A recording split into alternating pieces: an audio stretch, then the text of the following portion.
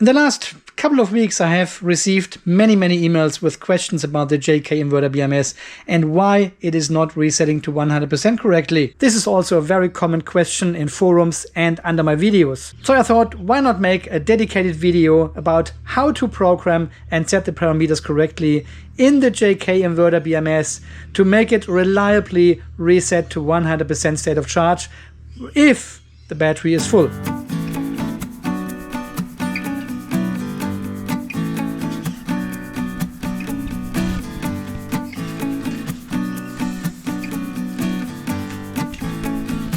It is very cloudy today, but thankfully I've got another 100 kilowatt hours of stored energy. So I'm not too worried about a couple of days of cloudy weather. Guys, welcome back to the Off-Grid Garage here in sunny and not so hot Australia anymore. It is nice and beautiful now. Best time of the year. All this extreme summer heat is now gone and temperatures are moderate, just under 30 degrees. Beautiful. Alright my friends, yeah, this is the JK Inverter BMS, the 300 amp version here, and we want to have a look at the settings, and I want to explain to you how to set this all correctly up so it resets reliably to 100% state of charge every single time you hit your set parameters, of course. These settings I'm going to show you now are important for all your batteries, not just for the master, but the slaves as well. You want to reset all of your batteries to 100% at roughly the same time. And to do this reliably, you need only 3 of these many settings here in the JK Inverter BMS. Yeah, one of them is the voltage cell RCV. This is your requested charge voltage, which usually sits at 3.45 volts. If you multiply this by 16 for a 16S battery, you're requesting 55.2 volts with your inverter. Yeah, so your inverter will charge to 55.2 volts and then keep the voltage constant. There's also a state of charge 100% voltage just underneath, yeah? And this is set a bit lower. I have set my one to 3.445 volts times 16 is times 16, yeah? This is 55.12 volts. And this is very important that you set these two voltages a bit apart. Don't make them too close. Yeah, we are charging to 55.2 volts maximum voltage, but we want to reset at 55.12 volts already. This is just a bit underneath. And then state of charge, 100% voltage. This is when your BMS resets to 100%. 3.445 times 16 is 55.12. So now people do this and the BMS does not reset. Why does it not reset? It is not resetting when your pack voltage reaches 55.12 volts because you need a third parameter for this. And you scroll a bit down and you will find the RCV timer. Look at this there. Yeah, it sits on half an hour for my BMS here. This is just a test BMS. You need to figure this out for your system depending on how many batteries you have. You may need to set this a bit longer. If you have only 1 or 2 batteries, you can set this maybe to half an hour, and this will be enough to fully absorb your battery and also balance all your cells. Yeah. So this is the important parameter, how long your charger will keep the 55.2 volts on your battery. Yeah. So these are the 3 parameters. Okay, let's have a look how this looks like in a diagram. Yeah, so here we've got the voltage on the y-axis and the time on the x-axis. So you're charging a battery from solar, from the grid, whatever, and at some point you're reaching the RCV, yeah, the requested charge voltage. This is when your charger, your MPPT, your inverter, anything you use to charge keeps the voltage constant, 55.2 volts. It also starts the RCV timer. Yeah, what we have just seen, the half an hour. At this point, the BMS will not reset. Even your pack voltage is above the voltage 100%, no, what is it called? The SOC 100% voltage. It is not resetting, yeah? And this is what most people are doing wrong. At this point, there is no reset. This is when we start absorbing. That means also the battery is not full yet. You have just reached 55.2 volts, but you still need to absorb your cells to make them really full. So it would make no sense to already reset the BMS to 100%. It would not be true. The battery is not full at this point. So that's why the RCV timer starts first. Once the RCV timer has run out, for this half an hour here.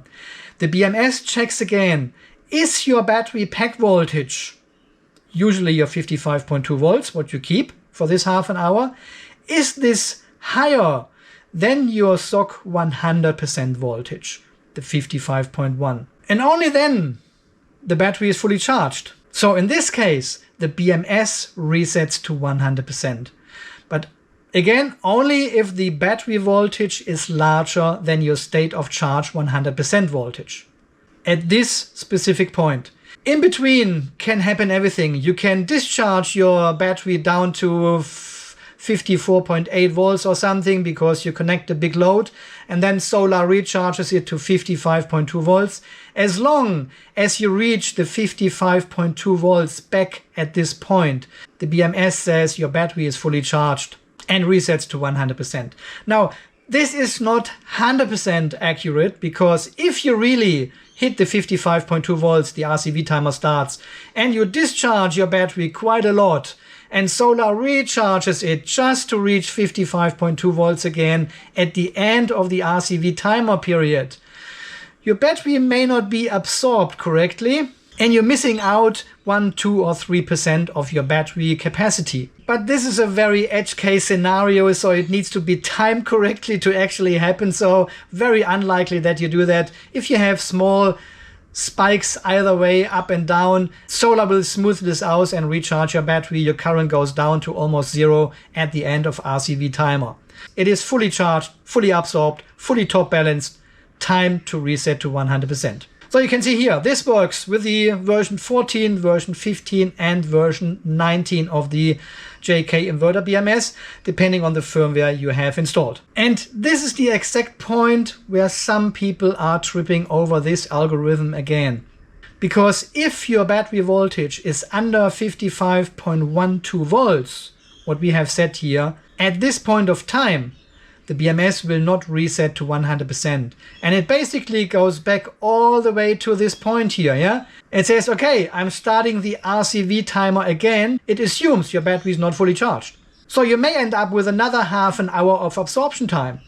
And then you're ending up at this point again, where the BMS checks your battery voltage against your set SOC 100% voltage. Only if battery is higher than your set 100% voltage, the BMS will reset. If you are again lower than 55.12 volts, go back to RCV start, yeah? Start the timer again, absorb for another half an hour. And if you have set 1 hour absorption time, this could seem like the BMS is never resetting to 100% and it gets stuck at 99% forever. So make sure you are not setting the state of charge 100% voltage too close to your RCV voltage, your requested charge voltage. You can even set this reset voltage, this SOC 100% voltage, down to 55 volts divided by 16 is 3.4375 volts. Yeah, if you type this in here, it will reset your battery at 55 volts after the absorption time, if your battery is still above this voltage. So you can see you can change this delta between your requested charge voltage and when the BMS is resetting after the timer has run out. So if you start with a lower reset voltage, it doesn't really matter. You can adjust this parameter later and go a little bit higher if you want to optimize this a bit. But this all depends what kind of loads you have on your system. Do you have big drops in voltage when air conditions kick in, or hot water systems or pumps or something? So it really depends on your system setup and everything. So you have to play around with these parameters. So when you go to the status screen of your JK Inverter BMS app, yeah, here on the left hand side you can see the charge status. We are still in bulk with this battery. Once you hit the 55.2 volts, it shows absorption and also float if you have activated float mode. On the right hand side, you can also see the timer running for your RCV timer. Yeah, it sits on 0 seconds at the moment because the timer is not running. And because we have set our RCV timer to half an hour, this would then show a countdown from 1800 seconds for half an hour all the way down to 0. Yeah, so you can actually see in the status page what kind of state your BMS is in. Is it in bulk? Is it in absorption? Is it in float? And what kind of timer is running and how long it is running. So this is basically how you reset your BMS, your JK Inverter BMS correctly and reliably to 100% state of charge. Yeah, RCV timer, and the SOC 100% voltage. These are the 3 parameters you need to set this up correctly.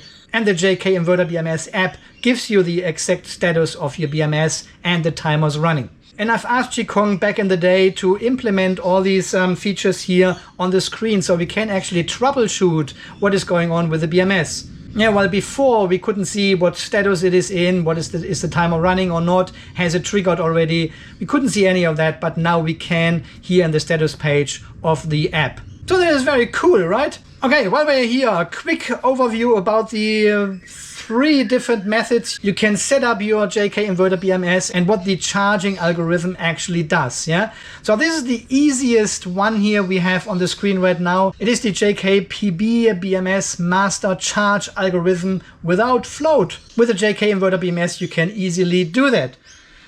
You go under controls here all the way to the right and you go a bit further down and you can see a button here, charging float mode. If you turn this one off, so when you turn off float mode in the BMS, yeah, after the RCV timer has run out, it resets the BMS to 100% if the voltage is above the set SOC 100% voltage, as we have just discussed.